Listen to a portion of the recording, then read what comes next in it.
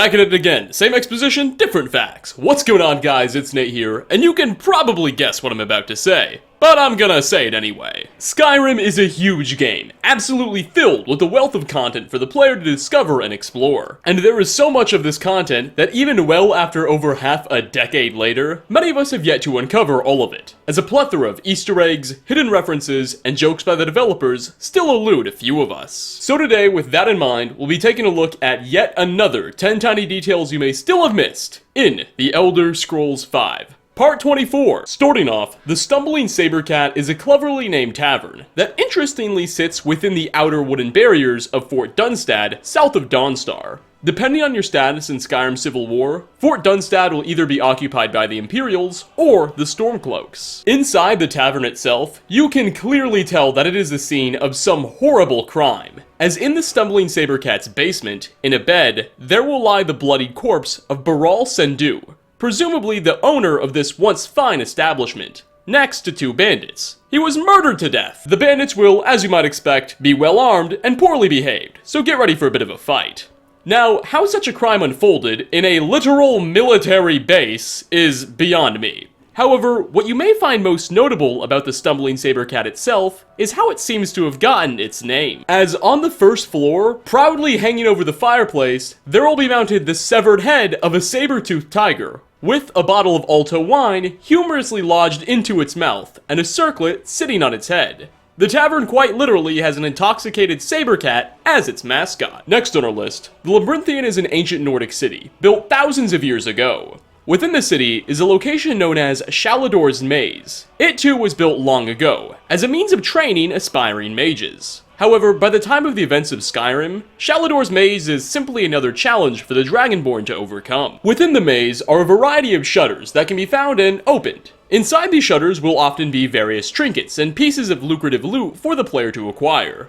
But one of these shutters has something rather, well, interesting waiting inside for you. Rather than beautiful gems and diamonds, you'll instead find the rotting head of a person, with a single gold coin placed into their mouth. This is a clever reference by Bethesda to Charon's obol. No, I didn't pronounce that right, but I did my best. The classical Roman and Greek practice of placing an object of value in an individual's mouth shortly after their passing. The idea was that this token could then be used as a method of payment or currency in the afterlife, particularly to give to the Charon, or spirit that ferry the souls of the dead away from the world of the living. Now, of course, armed with this knowledge, you could choose to respect the remains of this fallen individual, or, well, you know, dead men need no money. For third spot, Madesi is a wealthy Argonian jeweler living in Riften. He spends his time selling expensive trinkets at his stall in the town's marketplace, and making a very good living. Madesi seems especially proud of his Argonian heritage, advertising, quote, the finest Argonian craftsmanship.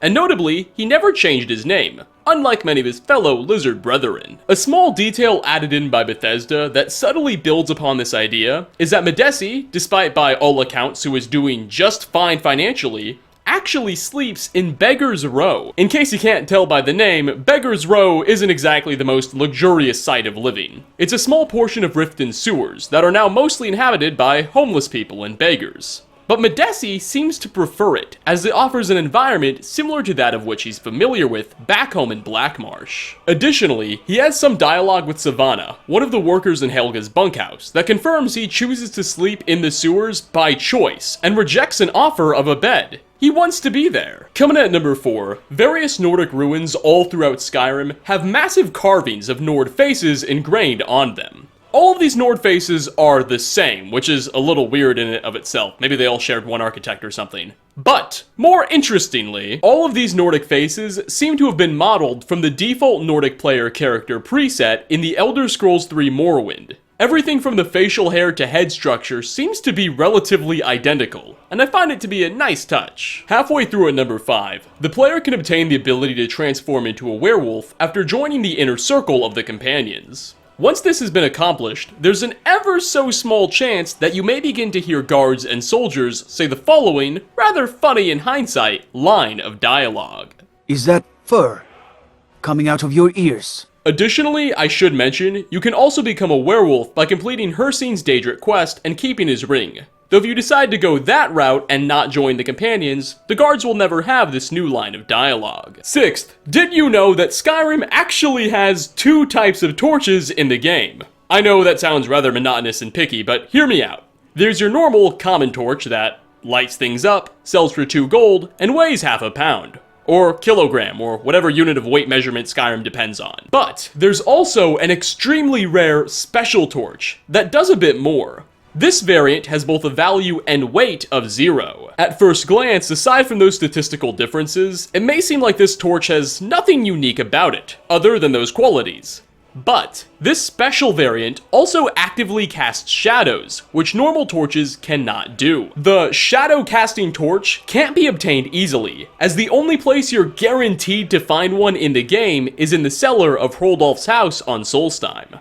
Other than that, some players have reported finding it randomly in chests and other areas, but I can't personally confirm that. It's not very clear why only some very rare torches are capable of producing shadows and all others aren't. It seems like you'd want all torches to cast shadows. That's nice and it improves the graphical fidelity of the game. But if I were to have to guess, it was probably due to perceived performance limitations by Bethesda. Shadows have always been disproportionately taxing on systems, and Bethesda may have assumed that the Xbox 360 and PS3 simply weren't powerful enough to always be casting these shadows, so they decided to take them out of most torches. Next, the word wall located atop of the Throat of the World seems to be a little bit off compared to many others, as it's missing a considerable portion of its right side. Well, it seems that there's a humorous explanation behind this. You see, when you encounter the dragon Paarthurnax here, he'll often sit on that eroded side. Now, funnily enough, during the quest Alduin's Bane, in which the player uses an Elder Scroll to look back in time at the Throat of the World, you'll notice that the newly built word wall thousands of years ago was uneroded, perfectly intact. In that scene, you would eventually see Paarthurnax land on the same right side of the word wall. This implies that over the course of thousands of years, the reason for the erosion of the wall is due to the dragon's weight, more than anything. He just kept sitting on that same side, compromising its structural integrity and eventually causing it to collapse most likely. It's a little funny when you think about it. Coming in at number 8, during the quest, The Mind of Madness, the Dragonborn is sent to gain access to the Pelagius wing of Solitude's Blue Palace. Allegedly, it's been untouched for decades, as no one could get in, and those that could simply chose not to.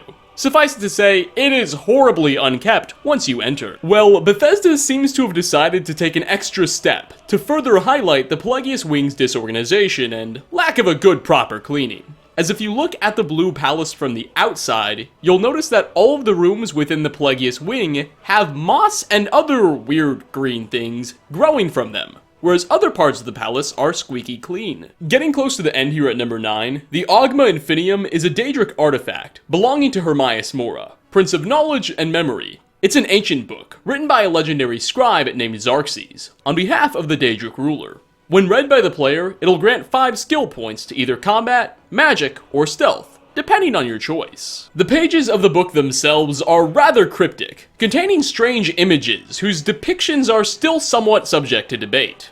Well, funnily enough, when looking at the College of Winterhold, which needs no introduction, from a bird's eye view, you may notice some considerable similarities to the Augmon Finial's second page. Now, it should be said that many believe this page specifically holds some sort of astrological significance, depicting planetary rotations or something. But again, we're not 100% sure. Additionally, it's possible Winterhold and the Augmon Finial hold no specific correlation, and this is just some sort of really lucky coincidence. Personally, I kinda think the college looks a little like Mickey Mouse, but that's just me. So, make of this what you will. And finally, last on our list, a very common sight in Draugr-infested Nordic ruins are these strange puzzle-like doors, which require a specific claw to open. Now, these puzzles have never really been all that challenging. In fact, they're extremely easy, as the symbols needed to open these doors are always on the back of the claw that you're using to open them with. This makes utterly no practical sense. It's like creating a test and putting all the answers on the back.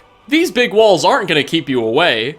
However, what you might not know is that's not actually what they're there for. The book, The Death of the Wanderer, describes a couple's adventure into one of these Nordic tombs, and their encounter with one of these gigantic puzzle-like doors. Here's what they say about it. Quote, "The symbols are just a way of ensuring the person entering was actually alive and had a functioning mind. They were never meant to keep people out. They were meant to keep the Draugr in." That is one of the final quotes in the book, and as you can imagine, it is a very ominous way to conclude a chapter. And with that, we are going to wrap up yet another 10 tiny details you may still have missed in The Elder Scrolls V Part 24. It is absolutely stunning how long this series has been going on for. In fact, if I recall correctly, if we keep this going for just 3 more months, we will have hit a 1-year anniversary, and I think that's pretty cool. What tiny details or minor Easter eggs have you uncovered that others might not have just yet, and I haven't covered on this channel before? Leave a comment down below. Thank you so much for stopping by, it really does mean a lot. As always, like ratings are very much appreciated, and I hope to catch you all in my next video.